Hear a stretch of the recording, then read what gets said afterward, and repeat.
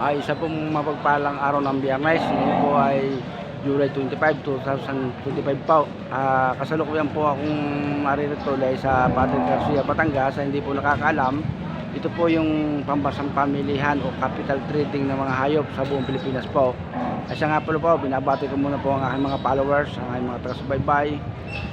Lahat po nagmamahal sa akin, mga OFW, mag-iingat po kayo diyan.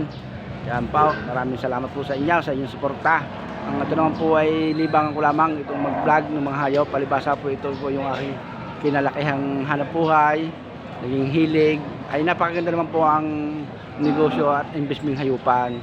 Yan nga lamang po sa ngayon, malaking kapital, malaki po ang ating sakripisyo kung yun po ang ating papasokin negosyo.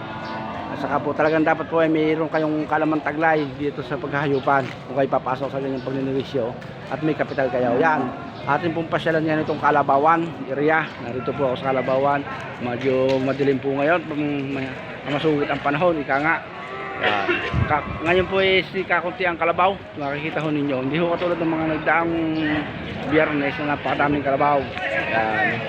Ito pong aking sinisisayang itaw, dinadaan ng itaw. Ito po yung mga kalabaw na nabili na, yung mga katayin.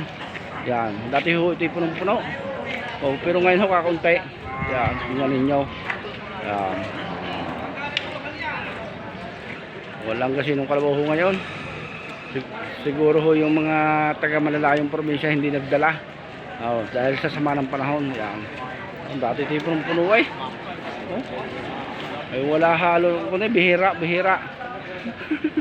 Siguro ng kalabaw ngayon dito wala pang 30%. Sa 100% dumadating ho nung mga daang Biyernes. At saka ho naman ho ngayong Agosto, mag-Agosto, July ho ngayon, ay medyo talaga ho mahina talaga ho ang bintahan ng mga katayang hayop.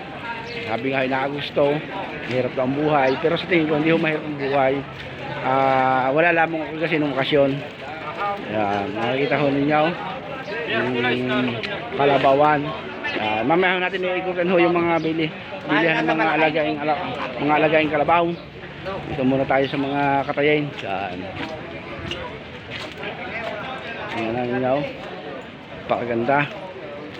Yan. Yo, si kuya, ang daming hilang kalabaw. Buti hindi nagpapanuwag. kumpul. Buy one take all. Buy one take all daw eh. Daw eh.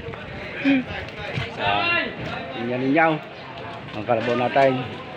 Yung tuwahuay.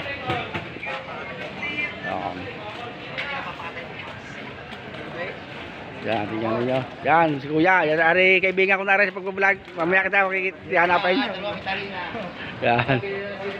Yan, tingnan ninyo. Yan, dami na nakakakilala sa akin. Sila lang bumabati sa akin. Ito yung mga kalabaw na katayin na nabili na. Yan, tingnan ninyo. Kakatuwa huway. Yan. Tingnan nyo ng ayos. Napakahusay. Pati ho yung loob ng building ho ngayon eh. Wala ho nakapasok na kalabaw. Dati ho yun punong-puno yan ay. Tingnan nyo, wala. Ayan. Makikita ninyo. Ayan. Aray kalabaw ho tao. Hindi bupalaw. Yan. Ito nga pala, dito nga pala, lahok-lahok na yung bupalaw at kalabaw. Yan. Tingnan ninyo. Okay, pabalik na ho tayo dito. Bayang eryang ayan. Tingnan ho ninyo. Ang damay. Yan. Tingnan ninyo, makikita ninyo. Yan. Ako'y papunta ho doon sa mga hayupin kalabaw. Yan. Mali ang hilo ni. Yan, yung parada aray hila-hila. Yan. Patuwa huway. Tapon mo na kaya. Yan, tataratunan no sila. Tataratunan. Pagkadaw ng nangyayari. Mag-iingat ko kayo, baka masugay ng kalabaw. Yan, aray mas guya, may kumpul-kumpul. Damay. Dami yan, tingnan ninyo.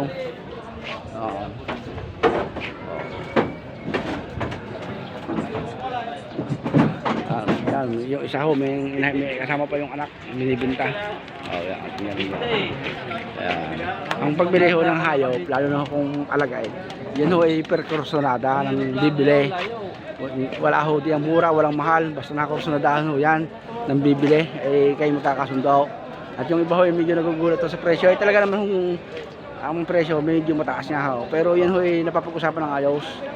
Hindi ho yan katulad ng damit na kung anong nakatag, eh yun na. O sa mga tindahan, sa mga department store, ayan pong hayupan, iba po yan. Hindi. Yan. Yan ho pa isa kahoy, yan ho pakaramdaman din yan. Talas din ho yan ng pakaramdam. Eh, pag hindi ho kayo marunong din yan, eh, sabi nga ho, mapapagtaphan kayo. Hawakan ninyo.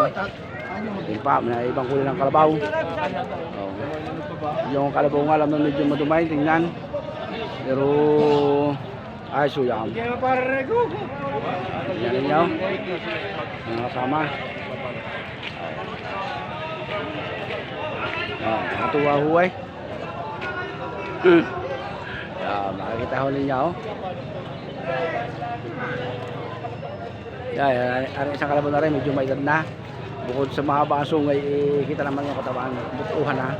Yan, naiyak ko eh. Pag nakakawa sa hayop po, pag nakikita kong naluha, ang hayop po, may pag-iisip din ho yan, parang tao. Hindi lamang ko tulad ng tao, saka hindi ho makaimay.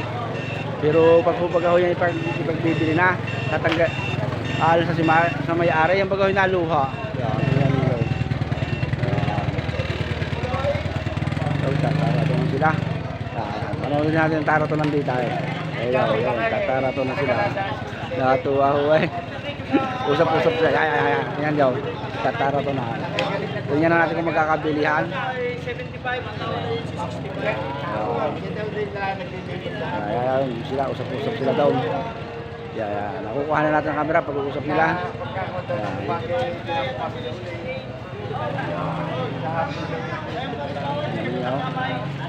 Katuwa ho eh.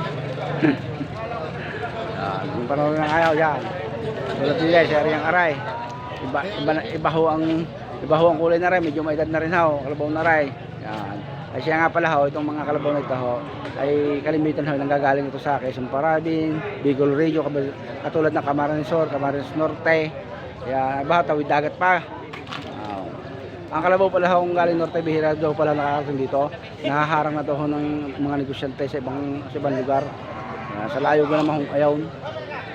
Makita ninyo. Magandang bupalaw. Yun ang ayos. Papanoodin natin. Kano kaya mo pakitaan? Yeah, God bless mga kasama. Nawa po ipagpalaan kayong lahat ng ating mahal na Panginoon Diyos. Yan. God bless po. Bye-bye. Next Friday ulit ho. Yan. Atin mo natin yan. Kabuuan. Yan. Tuwa yan. Yeah, bye-bye mga kasama.